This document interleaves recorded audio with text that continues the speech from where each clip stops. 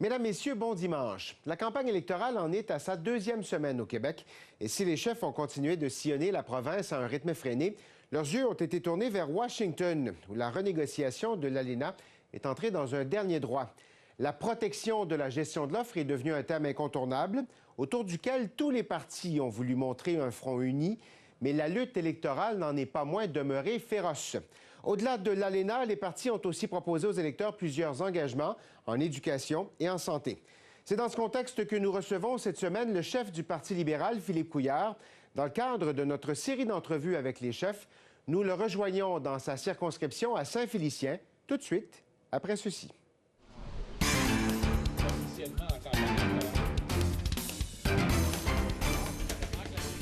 Le Parti libéral règne presque sans interruption au Québec depuis 15 ans.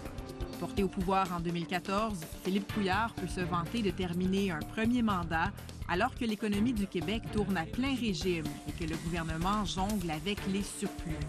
Une marge de manœuvre chèrement acquise après d'importantes compressions dans les services publics en début de mandat.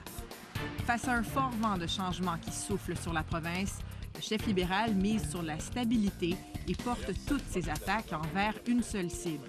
La grande faiblesse de la CAQ, c'est l'économie.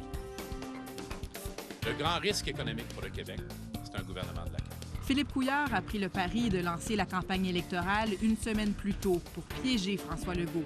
C'est plutôt lui qui a dû s'expliquer après un départ chaotique, marqué par la controverse entourant la nomination de ses candidats Enrico Ciccone et Gertrude Bourdon. Philippe Couillard, bon dimanche. Bonjour, M. Thibault. M. Couillard, parlons du début de la campagne qui semble avoir été difficile quand on le regarde de l'extérieur avec la controverse, le départ de M. Ouimet dans Marquette, l'arrivée de Mme Bourdon qui ne s'est pas fait sans heurts. On a l'impression que votre machine connaît des ratés. C'est le début de campagne que vous aviez imaginé, ça? Bien, d'abord, je suis totalement en désaccord avec ce que vous venez de dire. Moi, j'ai participé à 3 campagnes. C'est ma 3e. De loin, c'est la mieux organisée de toutes celles auxquelles j'ai participé. Le plan de campagne est fixe. Nous le suivons jour après jour. Ça commence par un engagement chaque jour qui change la vie des gens, qui facilite la vie des Québécois. Des événements publics. En fait, c'est une machine qui roule très bien, très bien, parce qu'on a pris des mois à préparer cette campagne et elle va exactement là où on voulait qu'elle aille. Vous l'avez commencé plus tôt, cette campagne. C'était une bonne idée de le faire? Vous avez eu les résultats que vous vouliez avec ça? Bien, je crois que oui, parce qu'on a eu quelques jours de plus pour présenter des propositions à la population. Vous savez, avec le calendrier de septembre qui inclut les débats, la fin de semaine du travail, on arrivait très vite à l'élection avec pas assez de jours, littéralement, pour présenter tout ce qu'on a à dire aux Québécois. Et on a des propositions chaque jour. Chaque jour, il y aura des propositions destinées à améliorer, simplifier la vie des Québécois, bien sûr, en continuant la gestion rigoureuse des finances publiques et le développement économique comme on a connu au cours des dernières années. Avez-vous l'impression de l'avoir, l'attention des électeurs québécois? On dit souvent qu'à la fin des vacances d'été, comme ça, les gens sont peu attentifs à ce genre à une campagne qui commence au mois d'août. Avez-vous l'intention que les gens vous écoutent? Bien, c'est sûr que c'est la fin des vacances. Là, c'est la fin de semaine de 3 jours du travail. C'est une période de transition et clairement, le niveau d'attention va augmenter à mesure qu'on va rentrer dans le mois de septembre. Mais je pense que quand même, les premières annonces, les premières propositions ont attiré l'attention. Je sais que, par exemple, la proposition sur les soins dentaires a été très bien reçue. Les propositions sur l'éducation qui s'inscrivent dans une grande vision de l'éducation au Québec également ont été bien reçues. Et on va continuer sur ce mode-là. Est-ce que vous avez l'impression, M. Couillard, et on en a beaucoup parlé, que les gens sont passés par-dessus la période d'austérité que vous avez imposée en début de mandat, des coupes que ça a signifié? Il y a encore beaucoup d'électeurs québécois qui vous le reprochent. Est-ce que vous avez l'impression que c'est passé, ça vous est rendu ailleurs? Ça me donne l'occasion de dire pour je ne sais pas combien de fois là, que contrairement à ce qui s'est fait ailleurs dans le monde et auparavant ici au Québec, il n'y a pas eu d'austérité au Québec. Il y a eu un ralentissement pendant 2 ans de la croissance des budgets qui nous a permis, avec la relance économique, de dégager des marges de manœuvre qui ont été immédiatement, dès décembre 2015, réinvesties en éducation. Et pour répondre à votre question, je crois que les gens voient très bien les résultats. Ils voient très bien qu'on est capable maintenant d'annoncer des initiatives prévisibles sur plusieurs années en éducation, en santé, pour la famille. Ce qu'on n'aurait pas pu faire dans l'ambiance budgétaire qui précédait. Avez-vous l'impression qu'il est mal jugé, votre bilan, en santé, en éducation? Bien, c'est à nous de le répéter. Je ne porterai pas de jugement de cette façon-là. Je dirais que c'est à nous de le redire. Par exemple, en santé, beaucoup de temps, d'encre et de salive a été dépensé pour parler de la personnalité du ministre, M. Barrette. Mais on a devant nous, même si c'est loin d'être parfait, et je défie quiconque, encore une fois, de dire le contraire, et personne ne m'a contredit là-dessus. Je ne me souviens pas d'un ministre de la Santé qui a autant amené les choses dans la bonne direction en même temps dans tous les secteurs du système de santé. Encore une fois, est-ce que c'est parfait? Non, il y a encore beaucoup à faire. notamment pour la continuité des soins et également pour la qualité de vie au travail des hommes et des femmes qui travaillent dans le réseau. Pourtant, vous avez annoncé, et c'est assez inhabituel, vous avez déjà annoncé que dans un prochain gouvernement, votre ministre de la Santé, ce ne serait pas M. Barrette, ce serait Mme Bourdon. C'est quand même particulier de commencer à former ou d'annoncer son conseil des ministres en pleine campagne électorale. Est-ce qu'il n'y a pas là-dedans un aveu que M. Barrette, il est un peu un boulet ou faute de meilleurs termes, qu'il traîne un peu votre campagne vers le bas? Il y a plutôt une démonstration très forte du fait que la candidature de Mme Bourdon, ne le cachons pas, et clairement, on le voit là, avec les réactions ces jours-ci, était hautement désirée par tous les partis politiques, notamment par la CAQ, qui a tout fait littéralement jusqu'à la dernière minute pour en faire une de ses candidates. C'est la candidate du moment pour la santé. Pourquoi? Parce qu'elle amène une perspective différente, une femme, une infirmière. Elle veut s'occuper des petits milieux en région, elle veut s'occuper de la qualité de vie au travail, des préposés, des infirmières, les infirmières auxiliaires, et bien sûr de continuer à développer l'accès aux soins comme on l'a fait.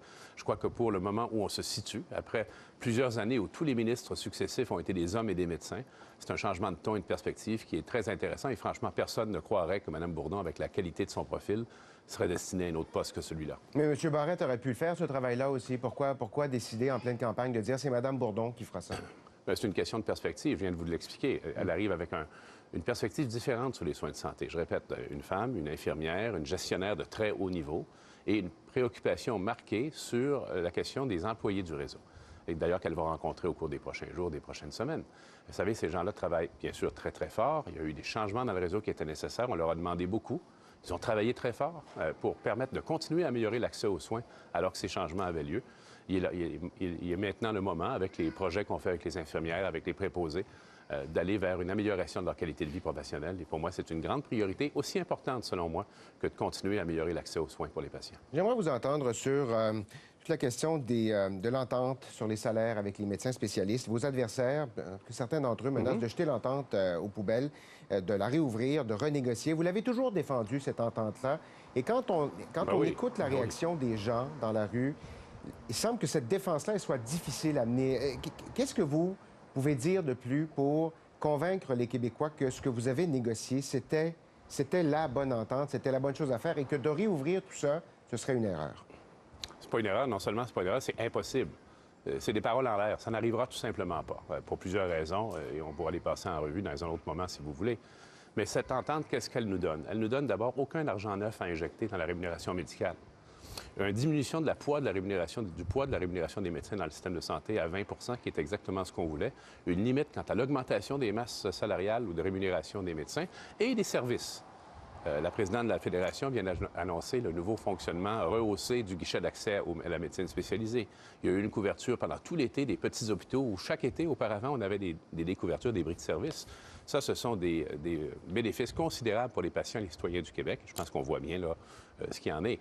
Mais écoutez, quand les autres partis politiques parlent de jeter l'entente aux poubelles, la déchirer, c'est l'illusion totale. Parlons un peu d'ALENA, de gestion de l'offre. Ça a pris beaucoup de place cette semaine dans la campagne électorale. On a l'impression, quand on vous écoutait dans le courant de la semaine, que votre discours changeait un peu. Qu'en début de semaine, c'était « just watch me ». Il n'y a pas question de faire de compromis là-dedans. À la fin de la semaine, c'était davantage je ne supporterai pas ou je n'appuierai pas des modifications qui ne sont pas appuyées par les agriculteurs. Il y a une porte, d'après vous? Il y a un risque qu'il y ait un petit compromis? Bien, c'est celui que les producteurs et les transformateurs du Québec sont prêts à faire. C'est la même chose, ça ne change pas. Il n'y a pas de compromis possible s'il n'est pas accepté par nos producteurs et nos transformateurs. Et il n'est pas uniquement question ici d'un système d'organisation de mise en marché, là, quelque chose d'un peu stérile et théorique. Il est question d'un mode d'agriculture familiale qui est désiré au Québec, qu'on veut garder de cette façon-là. Il est question de transmission d'une génération à l'autre des fermes laitières au Québec. Il est question de proximité, il est question de circuits courts. En fait, c'est un système excessivement moderne, malgré ce que ces détracteurs disent. C'est probablement une façon beaucoup plus moderne que ce qu'on voit aux États-Unis actuellement à coût de subventions de milliards de dollars. Et comme je l'ai dit à quelques reprises, nulle part il n'est écrit que le Canada et le Québec doivent être un déversoir pour la surproduction laitière américaine. Mais M. Couillard, moi, je vous écoutais en début de campagne et dans d'autres entrevues. C'était clair dans votre tête qu'il n'était pas question, en tout cas dans le discours que vous avanciez, il n'était pas question de toucher à la gestion de l'offre que le Québec avait déjà fait. Suffisamment de compromis avec le TPP, avec l'Union européenne. Et là, vous dites qu'il pourrait y avoir quelque chose si les agriculteurs l'acceptent, c'est ça? Bien, c'est la dernière partie de votre phrase qui est essentielle, là. Si quelque chose survient à la table de négociation qui ne reçoit pas l'assentiment des producteurs et des transformateurs québécois, la réponse, c'est non. Non. Et on ne déposera même pas le texte à l'Assemblée nationale. Avez-vous l'impression que le Québec pèse beaucoup dans ces négociations-là avec les États-Unis, compte tenu de toute la question de l'auto. On en a beaucoup parlé, les menaces qui planent sur le secteur automobile, le sud de l'Ontario. On a l'impression que ça prend beaucoup de place et que la gestion de l'offre et les préoccupations du Québec sont peut-être reléguées au second plan. C'est votre idée, ça? Et c'est pour ça qu'il faut dire très fort qu'il est hors de question que le Québec serve de monnaie d'échange à travers son système de production laitière ou l'exception culturelle, qui est également excessivement importante. Hors de question. Pour le Québec, ces questions-là sont aussi importantes qu'est l'automobile pour l'Ontario. Et c'est de cette façon que je m'exprime. Mais on est 8 millions. Oui, mais on est 8 millions qui sont unis. Et lorsqu'ils sont unis, ont montré qu'ils pouvaient faire face à bien des géants et bien des situations difficiles. J'ai dit à mes interlocuteurs américains à Washington, vous ne connaissez pas les Québécois. Lorsqu'on s'unit sur un enjeu et sur la défense de ce qu'on considère être un acquis important pour le Québec, on est très difficile à déplacer et ils vont s'en rendre compte. Bon. Revenons sur la campagne, M. Couillard. Est-ce qu'il y a des sujets à l'heure actuelle qui sont un peu passés sous silence, oubliés, dont on n'a pas parlé suffisamment, d'après vous? Bien, c'est un peu la contrepartie d'une campagne où on fait des annonces tous les jours. Évidemment, c'est chaque jour renouvelé. Donc, il faut garder, si vous me permettez l'expression, vivant ce qu'on a dit la veille ou l'avant-veille. Parce que ce qu'on a dit, par exemple, il y a 2 jours sur les enfants handicapés et le soutien aux familles, c'est majeur comme changement pour la vie de ces parents-là, de ces enfants-là, le revenu garanti à 18 ans pour ces enfants lourdement handicapés également. Alors, c'est un peu le risque de ces campagnes où chaque jour, il faut apporter une nouvelle proposition, c'est que celles d'hier et celles d'avant-hier deviennent rapidement surannées, si vous voulez, où on en parle moins. Alors, c'est notre travail à nous, cependant, comme parti politique, comme candidat, de maintenir ces engagements-là visibles pour la population et d'expliquer à quel point, ils sont rendus possibles par la bonne gestion de l'économie et des finances publiques, et 2, qui changent véritablement et concrètement la vie des gens pour le mieux. Je vous donne un exemple. On n'a pas beaucoup parlé d'environnement depuis le début de la campagne. Est-ce que c'est parce que, d'après vous, c'est pas quelque chose qui préoccupe les électeurs ou c'est parce que vous préférez conserver ça pour plus tard durant la campagne? On dirait que ça a été un peu mis au rencard, cette question-là. Bien, moi, je vais en parler. Changement climatique, je vais en parler. Ce que j'observe, c'est que la CAQ n'en parle jamais. Pas plus qu'ils parlaient de gestion de l'offre avant il y a quelques jours. C'est devenu un intérêt soudain pour eux. Le changement climatique est absent de leur vocabulaire, alors que Dieu sait qu'on a pris de nombreuses initiatives pour la lutte au changement climatique. Pensez au marché du carbone, mais pensez également à tous les autres éléments de transition énergétique qui sont actuellement sur la table et en voie d'être réalisés. C'est un sujet excessivement important, et particulièrement pour la jeunesse. La question d'une société inclusive, l'environnement, l'ouverture sur le monde. Voilà des choses qui interpellent la jeune génération maintenant, et je crois que c'est la raison pour laquelle elle se rapproche de nous. Un autre thème dont on ne parle pas beaucoup, et ça, c'est pas votre choix, évidemment, toute la question de la souveraineté. En 2014, cette question-là vous avait bien servi parce que vous l'aviez mis à l'avant-plan et vous aviez tracé la différence entre votre offre et celle du Parti québécois. Est-ce que quand on cesse de parler de souveraineté dans une campagne électorale, c'est un désavantage pour votre parti? Si on était un parti qui n'a pas d'armature intellectuelle ou de capacité à construire des engagements ou des politiques publiques qui parlent d'autre chose, oui, mais c'est pas le cas.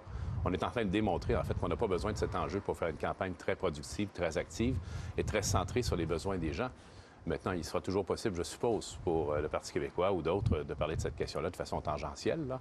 Mais ce n'est pas inscrit dans notre plan de campagne. Notre plan de campagne consiste à, on le voit sur nos affiches, à faciliter la vie des gens de façon concrète, très facile à comprendre, à voir. Mais il faut également un grand projet pour la société. Il ne faut pas uniquement avoir des choix ou des propositions qui visent à combler ce type de besoin-là. Moi, je crois que, par exemple, l'objectif d'avoir, en 2030, un des 5 meilleurs systèmes d'éducation au monde, ce qui est entièrement possible au Québec, ça, c'est une vision d'avenir qui devrait rallier beaucoup de Québécois.